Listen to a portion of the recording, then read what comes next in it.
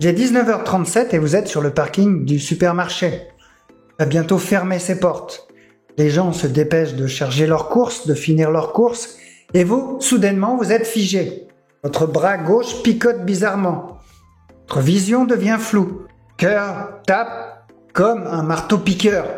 Et une seule pensée vous traverse, c'est un AVC et je vais y passer. Est-ce que ça vous parle? Cette certitude absolue que votre corps va lâcher.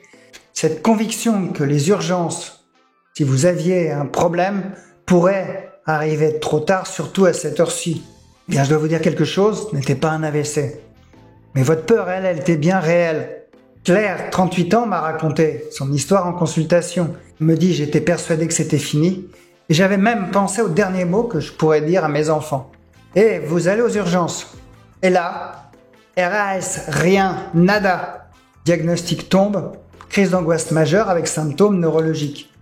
Traduction, votre cerveau vous a joué le tour le plus cruel qui soit. Et pourquoi cette peur de l'AVC est-elle si fréquente? Pourquoi votre corps mime-t-il ces symptômes terrifiants? Et surtout, comment arrêter ce cercle infernal? Eh bien, on va voir tout ça ensemble. Mais d'abord, laissez-moi vous poser une question. Est-ce que vous avez déjà ressenti ça?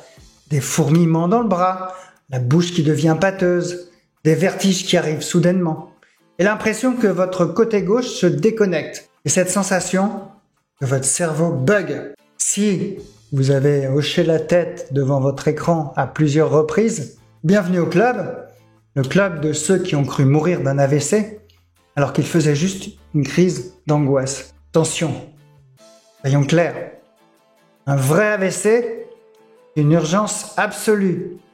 Votre pronostic vital est en jeu. Appelez le 15, mais ne vous fiez pas uniquement à ma vidéo pour le diagnostic. Voyez aussi en amont votre médecin traitant. Voici les vrais signes d'un AVC. Paralysie d'un côté qui persiste, une incapacité totale à parler, une perte de vision brutale, un mal de tête explosif et une perte de connaissance possible. Et ces symptômes ne vont pas disparaître en 20 minutes comme ceux d'une crise d'angoisse. Ils s'aggravent rapidement.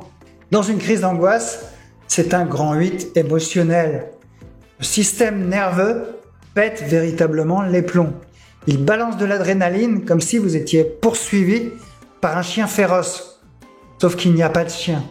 Vous êtes tout seul dans votre salon ou au boulot ou dans votre voiture ou au supermarché. Marc, 45 ans, m'a dit « J'étais en pleine réunion, mon bras s'est engourdi et j'ai cru que j'allais m'effondrer devant tout le monde. » Et son corps mimait parfaitement les symptômes d'un AVC. Et c'était juste entre guillemets un système d'alarme qui dysfonctionnait. Au fait, si ces symptômes vous parlent, j'ai compilé mes 10 meilleures stratégies pour gérer ces crises d'angoisse, des techniques concrètes qui marchent, et le guide gratuit est disponible en description sous la vidéo. Et pourquoi votre cerveau choisit-il spécifiquement l'AVC comme scénario catastrophe? La réponse va vous surprendre. Mais vous savez ce qui est fascinant? Votre cerveau est programmé pour votre survie. Et le problème, c'est qu'il ne fait pas dans la nuance. Il détecte une sensation bizarre, il vous envoie un message d'alerte, danger égale mort imminente. Il sent votre cœur s'emballer, il vous dit AVC en cours. Il perçoit un picotement, il vous dit paralysie totale. C'est ce qu'on appelle la pensée catastrophique. Votre cerveau rationnel s'en va au Baléares en vacances et le cerveau responsable de votre survie, lui, il prend les commandes. Et lui, il ne connaît que 3 modes. Fuir, combattre et se figer. Et devinez lequel il choisit quand vous pensez faire un AVC? Exactement, vous l'avez compris. Il choisit la paralysie totale. Sophie, 29 ans, l'a vécu en plein centre commercial. J'ai senti ma jambe flancher. Mon cerveau a directement conclu AVC. Et j'étais tétanisé. Résultat, plus elle paniquait, plus les symptômes s'intensifiaient. On était dans un cercle vicieux parfait. Mais attendez, il y a une explication scientifique fascinante derrière tout ça. Et quand vous la comprendrez, tout va s'éclairer. Alors, vous vous demandez pourquoi votre cerveau a choisi de vous faire peur avec un AVC. Pourquoi pas, pour certains, avec une crise cardiaque, une tumeur ou une allergie aux cacahuètes. Eh bien, les 3 raisons principales sont les suivantes. L'AVC est sournois, il frappe sans prévenir comme vos crises d'angoisse. Les symptômes se ressemblent. Engourdissement, confusion, sensation de déconnexion. On appelle cela de la déréalisation et ça fait peur à beaucoup d'entre vous.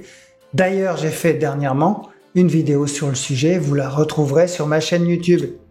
Et troisièmement, c'est la peur ultime, perdre la parole, perdre le contrôle, perdre quasiment son identité. Et c'est l'une des peurs les plus fréquentes chez les personnes qui font des crises d'angoisse. Non, vous n'êtes pas fou, ça c'est la bonne nouvelle, vous n'êtes pas hypocondriaque, vous êtes juste humain. Et ce qui se cache derrière cette peur, eh bien c'est encore plus profond que vous ne le pensez. Attention, on va plonger un peu dans le scientifique, mais avec des mots très simples. Quand vous hyperventilez, c'est-à-dire que vous prenez trop d'air à cause de vos crises de panique, vous avez la sensation de manquer d'air, en fait c'est le contraire. Votre respiration est rapide, superficielle, et votre taux de CO2, gaz carbonique, chute. Conséquence, vos vaisseaux sanguins se contractent. Moins d'oxygène arrive dans votre cerveau, et résultat, vous avez des vertiges, la vision trouble, picotement, sensation d'irréalité, de déconnexion.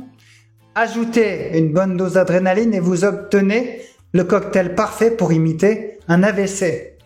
Le docteur Michael Rip, professeur assistant de neurologie à l'université du Kansas Medical Center, l'explique.